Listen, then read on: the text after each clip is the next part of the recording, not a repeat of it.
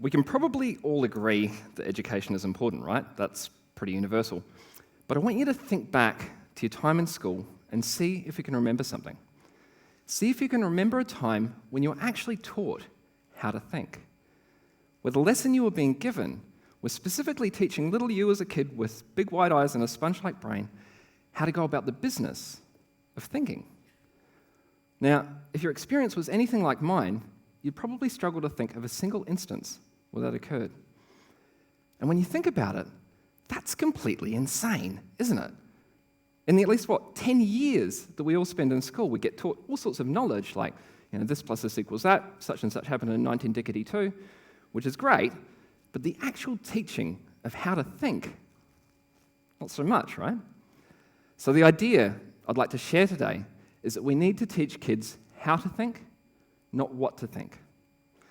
Now, if you're unfortunate enough to be talking to a conspiracy theorist, they might tell you that the reason we're not taught how to think is that the powers that be don't want us sheeple waking up to their lizard people GMO chemtrail vaccine propaganda or something.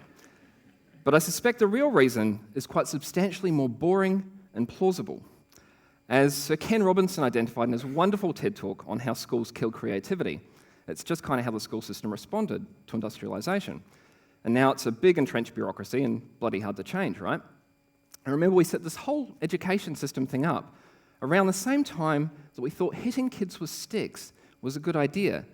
And if they had a cough, we gave them heroin-based cough syrup, like with actual heroin in it, which, admittedly was pretty effective at calming them down. But the point is that we weren't exactly sophisticated in our understanding, But now, as we all know, our world and our economy are changing and rapidly, and how we approach education needs to adapt. So what's different about teaching children how to think is that we're involving them in the process of their own learning. Instead of just telling them to memorize the right answer, we're asking them to engage their own minds, their own awareness, by questioning things, attaining understanding, not just knowledge. And that involvement, that engagement is so important because it keeps a spark of curiosity alive that so often dies around the same time that kids start resenting the kind of only one right answer didactic nature of so much schoolwork. It's usually around grade 3 or 4. And when you alight that curiosity, you no longer have to push knowledge onto kids because they actually want to understand. There's no need for carrots and sticks to force learning because they become self-powered, nerdy little curiosity machines. And as a result of that, they are, able to think entirely of their own merits. But what are we actually talking about here, like when we say learning how to think? Well, I think part of it is creativity.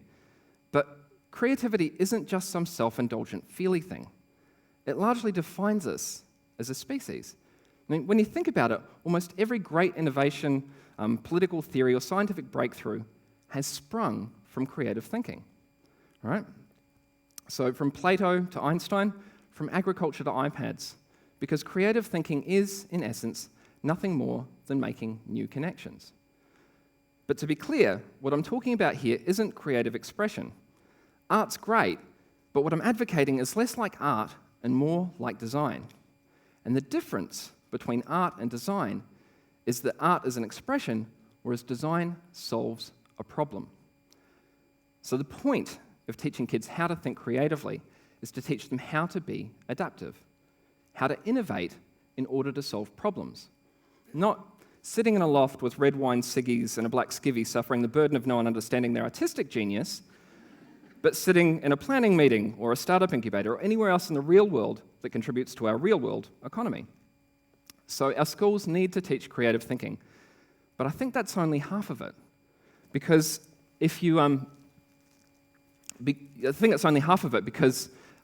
teaching creative thinking is great, but if you're just open to new connections, then, that's a little bit of a recipe for disaster as well, because you need to keep your thinking to account. Never trust a brain, especially your own, because we are, every single one of us, prone to cognitive biases, to prejudices, and to the blinding effects of privilege and in-group psychology. We like to think of ourselves as, really quite objective and clever, but the unfortunate truth is that we are all, to some extent, flawed, ignorant, and deluded, which, sounds not good. But happily, we can do something about it by learning critical thinking skills. What critical thinking teaches us is how to question things rigorously, how to form sound, well-reasoned, coherent thoughts and arguments, and critically, how to identify bullshit. But perhaps the most important thing it teaches us is that it's good to be wrong, that the ideas we hold aren't us, and that we don't need to defend them to the death. And in fact, that we can change those ideas and that it is absolutely liberating to do so. It's something really fundamental to how we approach the world, to have the vulnerability and the humility to be receptive to the idea that I might be wrong, It's profoundly transformative. And when we're trained as critical thinkers, something significant shifts because we become aware of our own thinking. Why do I think this? How have I come to this conclusion? We become, quite literally, self-aware. This is my thesis, that creative and critical thinking are two sides of the same coin, two parts of an equation that add up to how to think. And what's really interesting is that something happens when a mind is trained to think both creatively and critically, because that equation adds up to more than just the sum of its parts. There is a seed of genius, there is a fertility of understanding that allows a mind to grow to such great heights when it's able to think creatively in dynamic interplay with thinking critically. When those two aspects of our ability work together, amazing things happen. Da Vinci moments born from the cognitive alchemy of a mind that is free to play and explore, yet also disciplined to apply reason and rationality. And such a mind is also a fortress of understanding. It's largely impervious to the lies and the nefarious manipulations of politicians, the media, and the advertising industry, which presents me with something of a segue. So for the past 15 years or so, I've been manipulating people into buying things that they probably don't need, working as an advertising creative in the ad industry. And in that time, I've learned a fair bit about both creativity and bullshit. But perhaps the most important thing I learned is that if you want an ad to be effective, you need to create genuine engagement, and you need to do so using the power of simplicity. If you can get that right, then your ad doesn't feel like an ad anymore. Instead, it feels like something that someone might actually not hate, and possibly even want to read, watch, or interact with. But what if we applied that same truth to education instead of advertising? Now, we all know that making learning fun and engaging is a good idea, like it seems sort of obvious, but to be blunt, there really isn't much evidence of it in practice. And I think the reason for that is that the people who design school syllabuses usually aren't talented entertainers, nor trained designers, directors, or other creative professionals. And the unfortunate truth is that using Comic Sans and putting an illustration of a zany scientist up in the corner of the page doesn't actually make learning all that much fun, right? A great example of how to do it right is Horrible Histories. As the name suggests, it takes all the most awful aspects of history and puts it into a narrative form. And of course, kids absolutely love it because it's disgusting and fascinating. Another wonderful example of how education should be engaging happened when a scientist also happened to be a poet, because Carl Sagan didn't just teach us about the cosmos, he helped us to progress as a society. He changed how people think. Now, education is the most important cornerstone of civilization, isn't it? Shouldn't we be making it as engaging and effective as possible? Shouldn't we be applying the same rigor, the same innovation that we do to marketing, to education?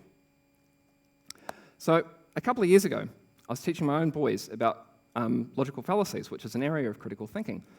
And it occurred to me that maybe I could use my advertising powers for good instead of evil, right? Now, fallacies are essentially like flaws in reasoning, and I wanted my boys to be aware of some of the more common ones, like the appeal to nature fallacy. But all the explanations I'd read online were these just impenetrably dense academic walls of text, And so I did what I do at work when I'm given a 12-page communication strategy that I somehow have to fit onto a billboard that someone can read as they drive past in the car. I simplified. I tried to come up with some clear explanations and examples, and we could talk about in the car on the way to school in the morning, which was actually a really fun exercise, And I ended up putting together a poster with 24 of the most common logical fallacies, each with a single simple sentence that clearly explained the concept, right? And then it occurred to me that perhaps the same idea could work well online, and I could share it with other parents, teachers, and the world at large. And so, with the help of some programmer friends, we came up with a Creative Commons website at yourlogicalfallacyis.com. The idea was that if you saw someone committing a fallacy online somewhere, you just link them to it. So if someone was misrepresenting an argument, you just link them to yourlogicalfallacyis.com/strawman, right? So probably the best way to explain is to show you an example from the site. So this one's false cause, in which we presume that a relationship between things means that one is the cause of the other. So for example, pointing to a fancy chart, Roger shows how temperatures have been rising over the past few centuries, whilst at the same time, the number of pirates have been decreasing. Thus, pirates cool the world and global warming is a hoax. So you get the idea. We also made the PDF available as the poster available as a PDF that anyone could download and print out for free. So we launched in 2012, and yourlogicalfallacyis.com blew up.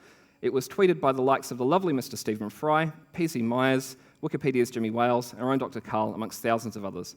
It was featured on sites like Boing Boing and Upworthy, melted our servers, front-paged on Reddit, attracted over 3.5 million unique visitors, and is currently the top logical fallacy site online.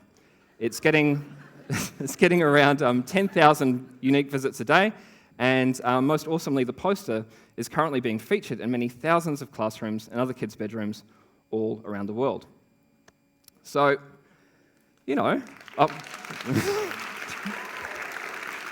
thanks. So that went quite well. It was surprising, it would seem that making educational resources simple, fun, and free is a good idea, right? So what now? Well, what if we did the same kind of thing, but on a much bigger scale? What if we created a platform that allowed teachers to teach critical thinking, that allowed any student to be able to learn about philosophy and creative thinking? What if we created a platform where anyone where anyone would have access to resources on thinking? So just recently, we launched the School of Thought International at schoolofthought.org. The purpose of the School of Thought is to help us question all schools of thought. What it is a not-for-profit online school where anyone can learn creative and critical thinking skills for free. The content, courses, tools, apps, games, and resources that we create will be available for everyone to use under a Creative Commons license, from primary school teachers through to university philosophy departments and any student of any age anywhere in the world with an internet connection. And what if instead of flat images and walls of text, we took the liberty that an online school can take and created a fully immersive 3D campus designed to be a living vision of an enlightened learning utopia writ large in the virtual space? And what if we could actually help change our school system? I mean, why are we teaching kids what's on the periodic table of the elements, but we're not really teaching them why science is important, about philosophy of science, or how to read journalism with a critical mind, about how taking evidence-based approaches help take us from the dark ages into this golden age of progress and technological wonder? I mean, how many lectures does the average student receive at school about following the rules, and yet we don't teach them ethics? We don't teach kids how to understand and internalize the difference between right and wrong. We just tell them, don't do that, that's wrong. And then we yell at them if they transgress. We teach kids how to make extremely ugly shorts in home ec. But perhaps teaching them about logic and reason might be at least as important life skills in this information age, What if schools incorporated thinking as its own subject into their curricula? Is that such a crazy thought? I mean, what if we spent as much time teaching kids how to think for themselves as we do on English, math, or any other subject? Not only would this be great for kids in all aspects of their learning and life, and the future of our species, it will also mean that people with degrees in philosophy will finally be able to get a job.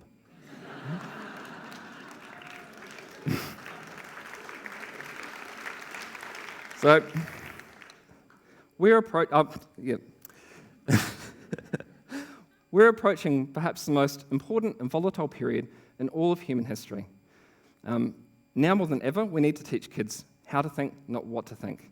And, if we can do things like in collaboration with people like Peter Elton from the University of Queensland's Critical Thinking Project and Cutting Edge, who helped us put together these visualizations, I think that can be a possibility.